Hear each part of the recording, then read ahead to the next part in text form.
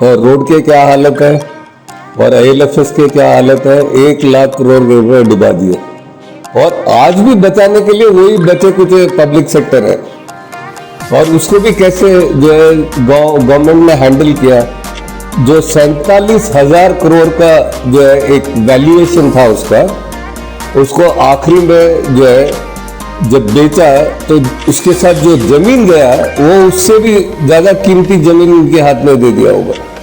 जो world bank है और अन्य बैंक है अभी सब प्राइवेट सेक्टर के कंधों में जो है अपना बंदूक लेके चल रही है। जो वर्ल्ड बैंक के बारे में मैं आज बात करने वाला हूँ, जो अंग्रेजी में रिचुअलिस्टिक बोलते हैं ना, तो कोई ऐसा प्रक्रिया है जो पूजा का प्रक्रिया है। ऐसे हर साल जब वर्ल्ड बैंक कुछ अपना सालगिरह मनाती है या उसका एनुअल मीटिंग होता है तो उस समय में हम कोई वर्ल्ड बैंक के बारे में टिप्पणी करें कि ये जो world bank type of organisations और उनके understanding of investment, infrastructure development, ये चीज जो है जो आम लोगों को जरूरत है उसके विभिन्न है। और दूसरा क्या है, इट इज नॉट कॉम्प्रिहेंसिव, मतलब वो इतने सेक्टर और इसमें बटे हुए हैं कि हमारे हर एक पंचायत गांव में क्या चाहिए वो उनके बस की बात नहीं है, राइट। फिर तीसरा पेचीदा मामला है कि जो वर्ल्ड बैंक है और अन्य बैंक है अभी सब प्राइवेट सेक्टर के कंधों में जो है अपना बंदूक लेके चल रही है। और प्राइवेट सेक्टर भी हमारा ऐसा है कि वो सबसे गया गुजरा है, मतलब वो हमारे देश के NPA और इन चीज़ों को छोड़िए, वर्ल्ड बैंक ने इतना पैसा दिया होगा रोड सेक्टर में, हम लोग आंकड़े में ही ना जाए, वर्ल्ड बैंक रोड सेक्टर खूब पैसा दिया होगा। और रोड के क्या हालत है और IL&FS के क्या हालत है। 1 लाख करोड़ रुपए डुबा दिए। 1 लाख करोड़ रुपए कम नहीं होते हैं, मगर उसका कोई जो है जो चेयरमैन रहा या उसका जो है मंत्री रहा, कोई अकाउंटेबिलिटी नहीं है, राइट।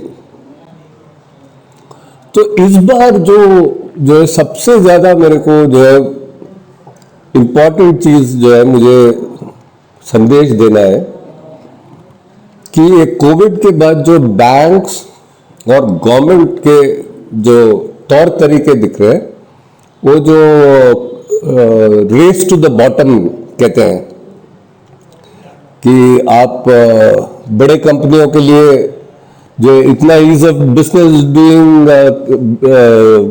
किया तो इतना और पैसा दिया और इसके लिए इतना और पैसा दिया। तो ऐसे करते करते कंट्रीज के बीच में कंपटीशन, स्टेट्स के बीच में कंपटीशन करते करते अभी कंपनी वालों को खा पिला के उसके बाद जो है वो उड़ाने वाला पैसा जो है वो भी पब्लिक दे रहा है।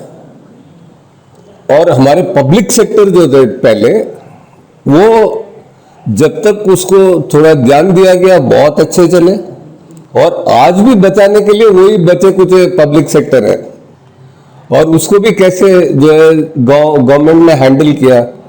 जो 47,000 करोड़ का जो है एक वैल्यूएशन था उसको आखिरी में जो है जब बेचा तो उसके साथ जो जमीन गया वो उससे भी ज्यादा कीमती जमीन उनके हाथ में दे दिया होगा, ठीक है।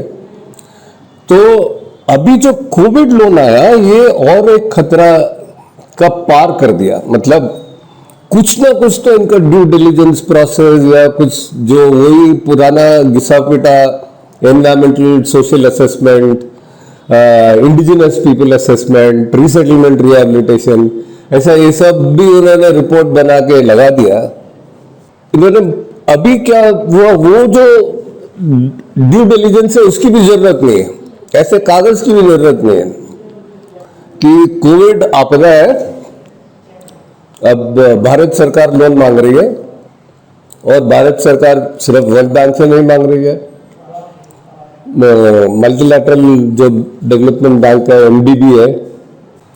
तो इन लोगों ने क्या किया, सब लोगों ने मिलकर ये आपदा का उपयोग करके पीएम केयर फंड तो बाद में आया।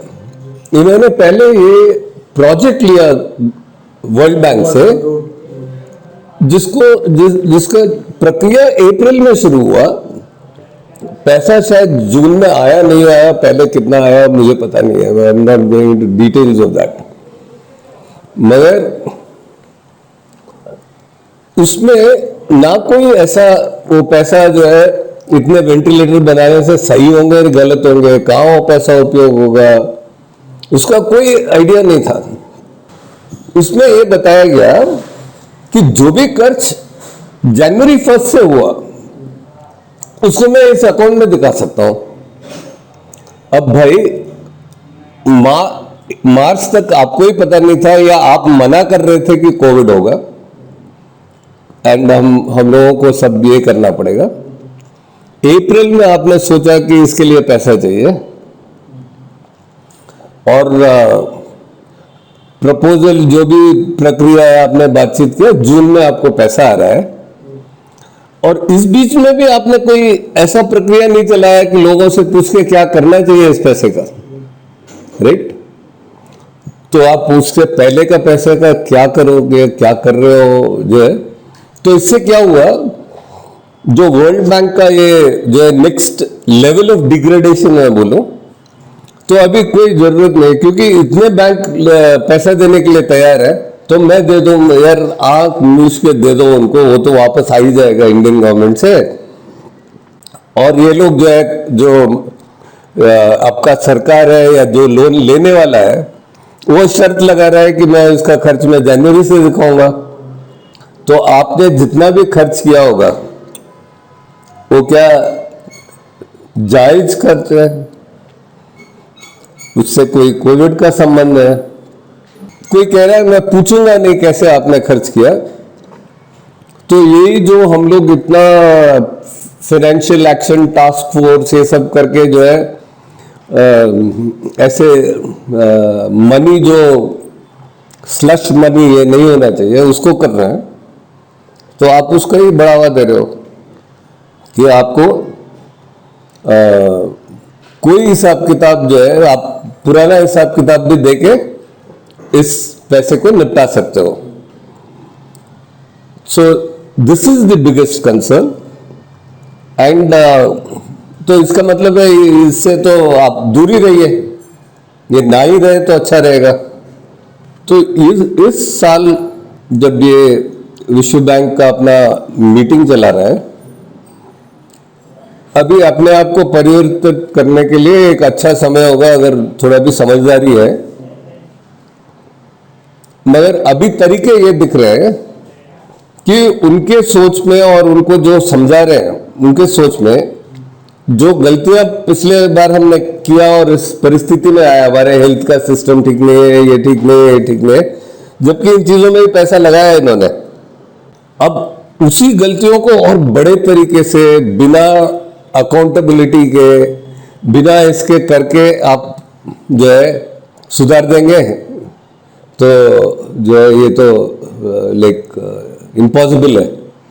तो इस वजह से हम ये संदेश वर्ल्ड बैंक को और उससे जो उनके ऋण से गलत उसका उपयोग से पीड़ित लोग जो है, हम और आप जैसे लोग भी हैं उसमें, राइट? तो IL&FS का ये सब कौन लास्ट में देगा? हम अपने बैंक चार्जेस में देंगे या किसी और में देंगे? तो मेरे तरफ से और हमारे कई साथियों की तरफ से ये एक इम्पॉर्टेंट चीज़ होगा जिसपे जो है हमारे और साथी लोग भी जो है और गौर करें, और हमें वर्ल्ड बैंक को भी बहुत, नॉट ओनली वर्ल्ड बैंक, अभी तो हम लोग देख रहे हैं कि पूरा इरिगेशन सिस्टम्स प्राइवेटाइज हो रहा है, और उसका और फार्म बिल और ये मिल के आएगा तो वो तो पूरा पिस जाएंगे।